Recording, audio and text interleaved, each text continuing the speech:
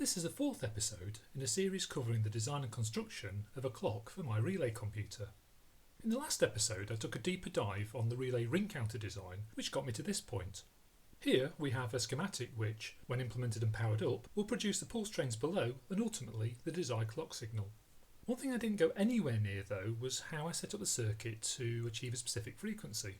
Well, I can make a start on that in this episode by taking a closer look at the RC network around each relay and attempting to calculate the values required. But first, a warning. If I had to describe my electronics prowess in a word, then that word would be hobbyist, or maybe even amateur if I'm being particularly self-deprecating. My knowledge is all self-taught and only goes as deep as getting the job done. So far that's served me fine. A soldering iron, Ohm's law and a sense of adventure covers most of what I've built so far. Everything has kind of been on or off, powered or not.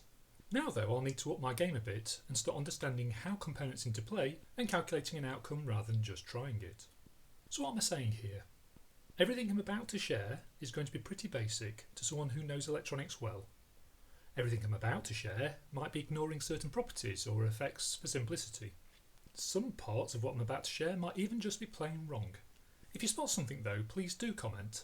I'm always learning and enjoy the interaction, but please be gentle. I'm not setting myself up as an expert here, and I'm absolutely happy to be wrong, of course. Anyhow, I think you get the idea.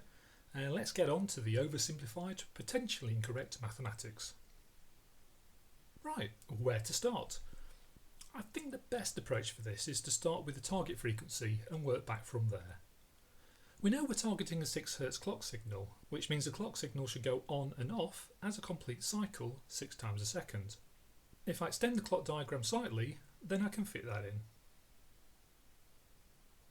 Because we're fitting 6 cycles in per second, we know each cycle should last just under 167 milliseconds, and given we're on a 50% duty cycle, then the high and low pulse widths are equal and therefore just over 83 milliseconds each.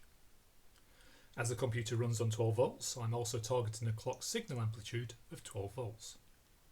So, what does that pulse width duration mean for our ring counter relays? Well, taking pulse A as an example, we know that the high state is produced when relay A is energised, but we also know that comes from two different power sources. In the first half, it's receiving its external power and the capacitor is charging. In the second half, without external power, it's drawing down from the capacitor. From this, we know the capacitor needs to keep the relay energised for 83 milliseconds, including time for the contacts to switch over and so on. This is in effect the heart of the delay mechanism in the clock, so the timing is crucial to hit the overall 6 Hz. Note also that the relay is only receiving external power when another relay is being powered by its capacitor, so the discharge timing really is everything. Given the discharge phase needs to last 83 milliseconds, you might think that the charge phase is the same, but actually as long as the capacitor is charged within this time, that's fine. Not being too picky here will give me some leeway in selecting the resistor and capacitor values later on. So we have our 83 milliseconds targets. Let's delve a bit deeper on how the RC network at each relay operates and start working out some values. Here's our individual relay schematic again, showing the resistor and capacitor of the RC network placed over the relay coil. So how do we go about choosing values for these components? Well, first I should explain how RC networks operate. Let's ignore the relay itself for the moment and concentrate first on the capacitor. When 12 volts is applied to our discharge capacitor, it draws up a current and charges up. When this supply voltage is removed, the capacitor begins to discharge in the opposite direction, assuming of course there's something completing the circuit back to the capacitor. Because capacitors can store electrical energy, they kind of act like little batteries, storing and releasing energy on their plates as required. This charging and discharging is not instantaneous though, and it's this very behaviour that's been exploited here to produce the clock delay. The charging and discharging isn't linear to time either, but actually follows an exponential curve like so. Along the bottom are the units of time and up the side is percentage charged, or alternatively, the percentage of supply voltage measurable over the capacitor. Discharging follows an inverse exponential curve like so. Note that these time units aren't specifically seconds or anything like that. They're multiples of a time constant written as tau. Starting from 0, this point is exactly one time constant later. Now this could be 1 second or 100, but it follows that if it were 100 seconds, then after a further 2 time constants, 300 seconds would have elapsed. In reality, the capacitor never reaches 100% charged, so for practical purposes we consider it charged after 5 time constants. Again, in our 100-second time constant example, the capacitor will be fully charged after 500 seconds. If a resistor is connected in series with a capacitor, forming an RC circuit, then the charging current will be restricted and the capacitor will take longer to charge up. Likewise, for discharging, increasing the resistance will increase the time taken to discharge. We can represent this relationship between capacitance, resistance and the time constant like so. The time constant is the value of the resistor in ohms times the value of the capacitor in farads. Let's try a worked example. If our resistor is 1 kiloohms and our capacitor is 100 microfarads, then the time constant is those multiplied together. We have to be careful here though, not to mix up our k's with our micros. 1 kiloohms is 1000 ohms and 100 microfarads is 0.0001 farads. We can now multiply and give a value to our constant in seconds, 0.1 in this case, or 100 milliseconds. It follows then that in this particular case it would take our capacitor 500 milliseconds to fully charge or discharge. The charging and discharging curve seen in the graph can be written as a pair of exponential functions c and d for charging and discharging respectively. Note the mathematical constant e. This is sometimes known as Euler's number or Napier's constant and is roughly 2.718, and e is certainly up there with the likes of pi when it comes to important constants. We know that our x-axis is measured by a time constant of r times c. This means we can rewrite these functions in terms of seconds elapsed, like so. Also, because the result of these functions will be a value between 0 and 1, we can use them as a multiplier for the source voltage, like so.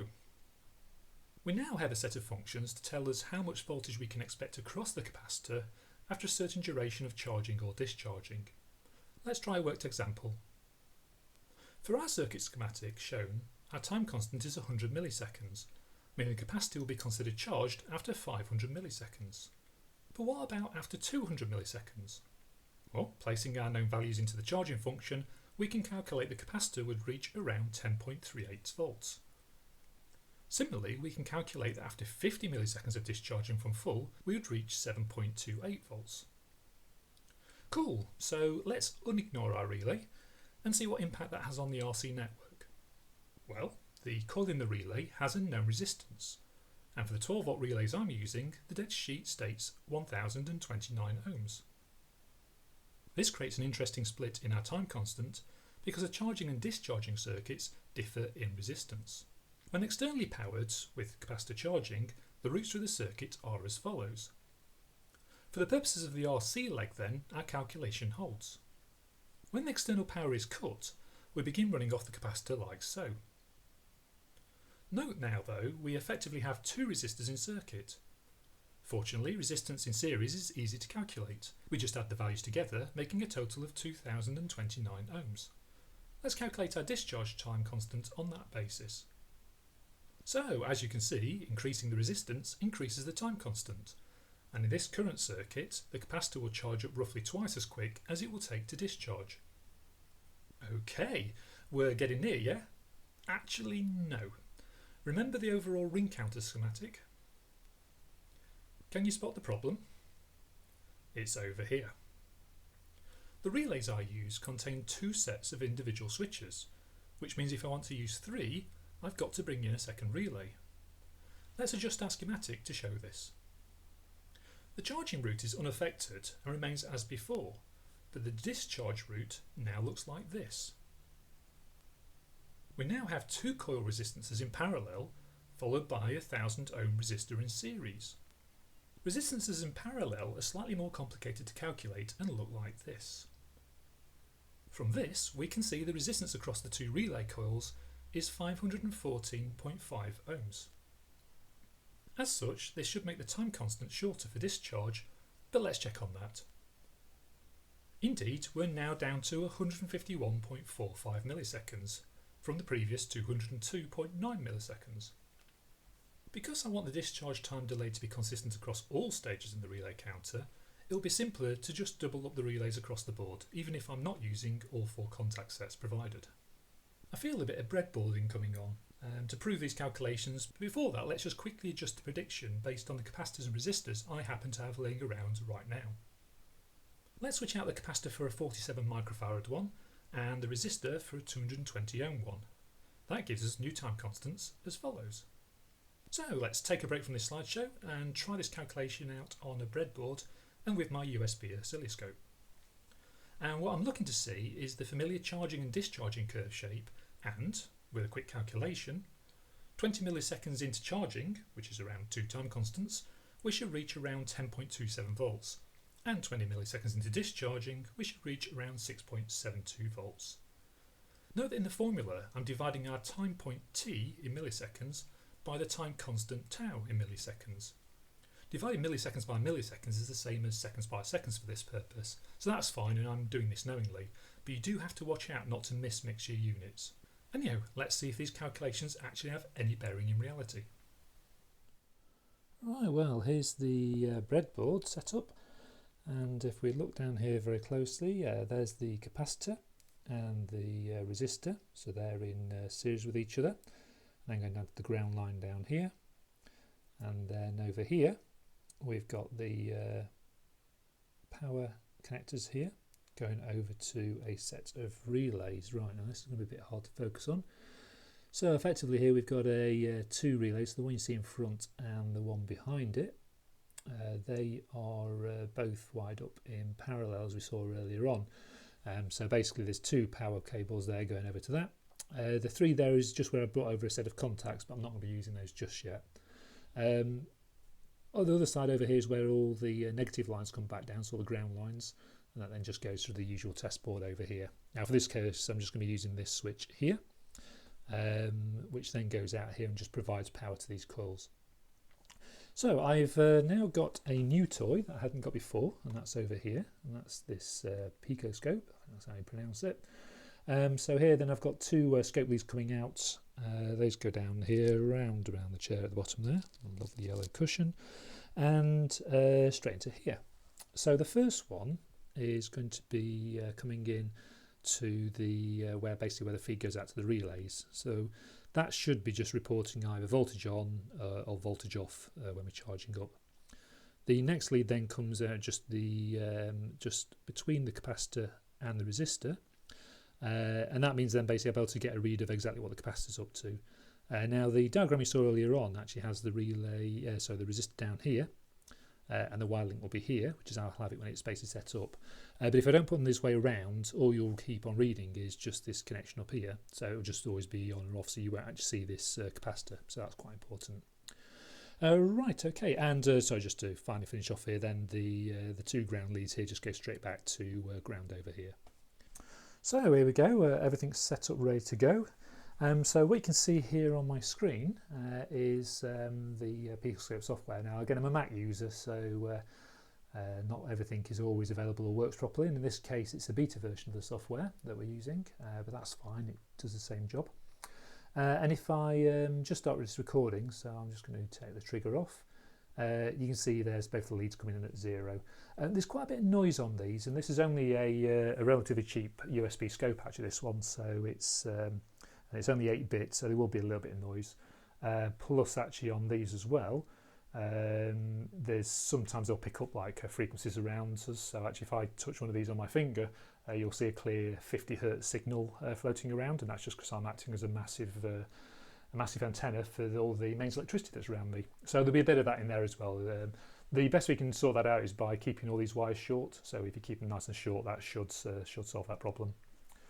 Right, okay, so I'm going to set this to trigger on a repeat trigger, and I'm going to set this so basically that when the signal rises to 6 volts, then basically start recording at this point here.